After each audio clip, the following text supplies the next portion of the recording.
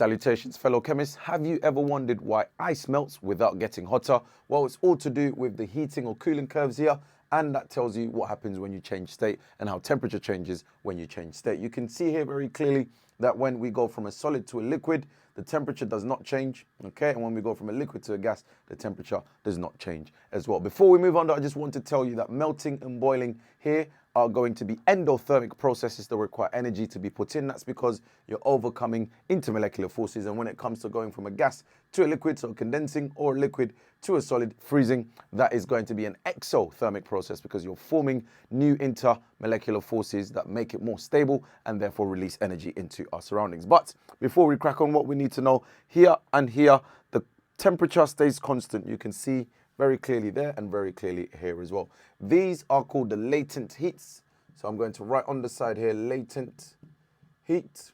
Okay, and that is heat used or energy used to overcome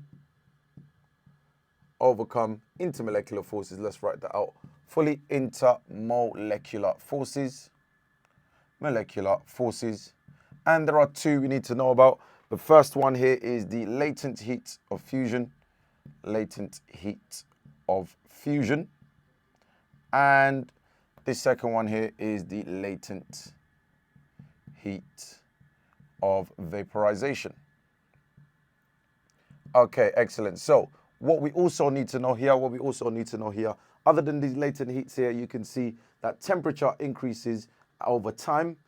For a solid, what's happening is in this section, you're moving the particles around, you're giving them more kinetic energy. But when you get to this section here, you stop moving the particles around and any heat energy put in is used to overcome the intermolecular forces up to a point where we can recognize a liquid, again, increasing the kinetic energy, and then using the heat that's supplied to turn the liquid into a gas until you can see a gas that is recognizable there. So that is it for our changing state and our heating and cooling curves. Hopefully that helps to explain the shape of these curves here as well. And make sure you check out the chemistry, my resources. I will see you in the next video.